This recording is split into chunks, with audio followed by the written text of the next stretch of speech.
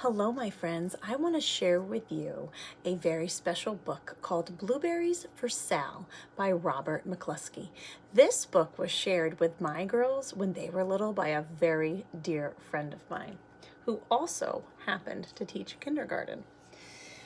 This is such a fun book, and it's a great one to read in June and July as we might be going blueberry or strawberry picking. And it's really funny to listen to what happens to Sal on his blueberry picking adventure with his mom. And I love the illustrations in the cover. They're all done in white and blue, kind of like for our blueberries. Blueberries for Sal.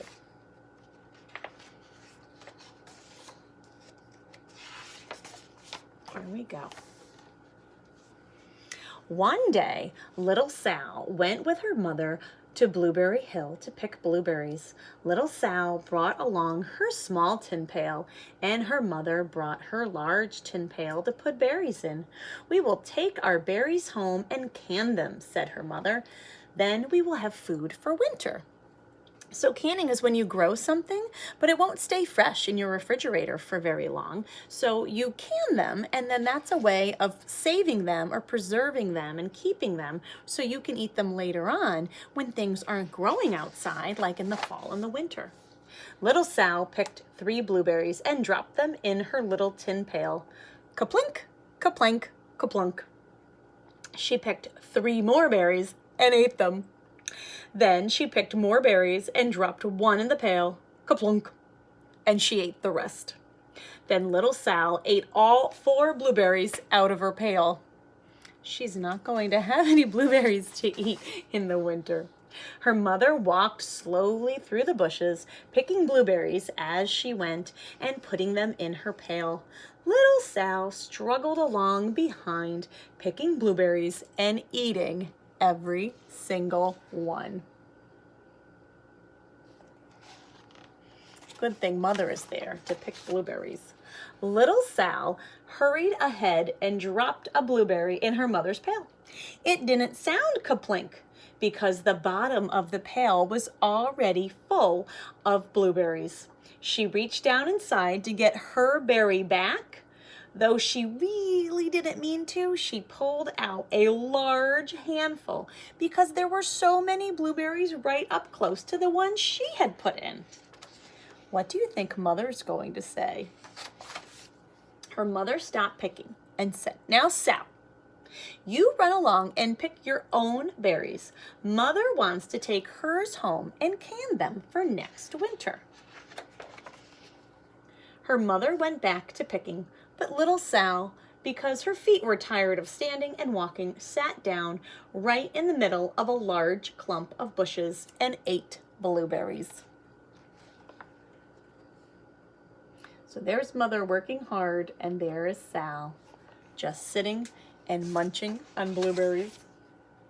On the other side of Blueberry Hill, Little Bear came with his mother to eat blueberries. So they're not picking them and putting them in the, they're not putting them in their bucket, they're putting them in their bellies. "Little Bear," she said, "eat lots of berries and grow big and fat. We must store up food for the long, cold winter." Little Bear followed behind his mother. She walked slowly through the bushes eating blueberries. Little Bear stopped now and then to eat berries. Then he had to hustle along to catch up. Because his feet were tired of hustling, he picked out a large clump of bushes and sat down right in the middle and ate blueberries. Does that sound like anybody else in the story, boys and girls? That's right. Little Sal did the same thing. Over on the other side of the hill, little Sal ate all of the berries she could reach from where she was sitting and then started out to find her mother. So she must have been sitting so long that Mother just kept moving along. She heard a noise from around a rock and thought, "That is my mother walking along." But it was a mother crow and her children, and they stopped eating berries and flew away saying, caw, caw, caw. Then she heard another noise in the bushes and thought, that is surely my mother, and I will go that way. Is anyone else making a text-to-text connection? This is starting to remind me of Are You My Mother? When the little bird falls out of the nest and looks for his mother who was off getting food for him. But it was Little Bear's mother instead. She was tramping along eating berries and thinking about storing up food for the winter. Little Sal tramped right along behind. Boys and girls, would you tramp along behind a bear? I would not tramp along behind a bear. I would go the other way. By this time, Little Bear had eaten all the berries he could reach without moving from his clump of bushes. Then he hustled off to catch up with his mother.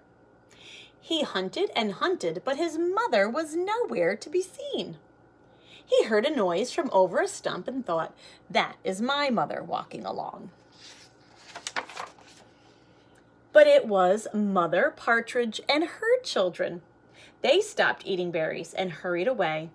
Then he heard a noise in the bushes and thought, that is surely my mother, and I will hustle that way. So wait a second. Little Sal saw a crow, a kind of bird, and Little Bear saw a partridge, a different kind of bird. They're kind of having the same kind of a day. But it was Little Sal's mother instead. She was walking along, picking berries and thinking about canning them for next winter. Little Bear hustled right along behind. So wait a second. We have Little Sal following behind Mother Bear, and we have Little Bear following behind Sal's mom. Oh my goodness. When will the mommies realize what's happening? Little Bear and Little Sal's mother and Little Sal and Little Bear's mother were all mixed up with each other among the blueberries on Blueberry Hill. So see, here's Mother Bear and Sal over here, and here is Little Bear and Sal's mother over there. And the mommies don't realize what's going on. Little Bear's mother heard Sal walking along behind and thought, it is Little Bear. And she said, Little Bear, munch, munch, eat all you can hold. Swallow. Little Sal said nothing. She picked 3 berries and dropped them, kaplink, kaplink, kaplunk, in her small tin pail. What do you think that noise will say to Mother Bear?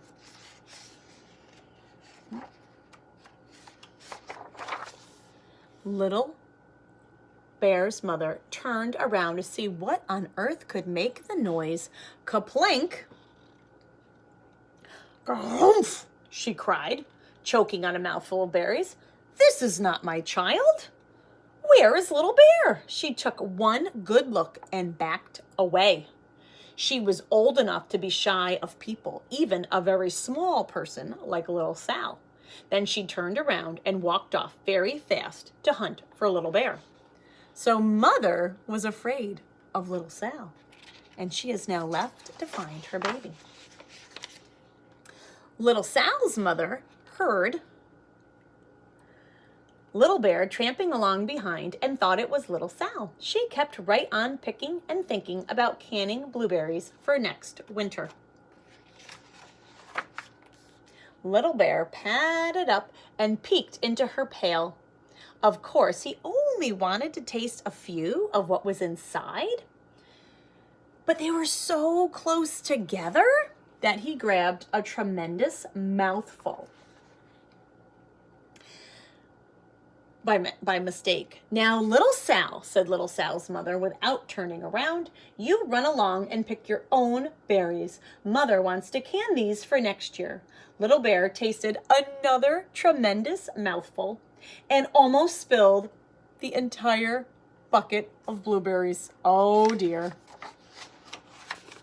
Little Sal's mother turned around and gasped.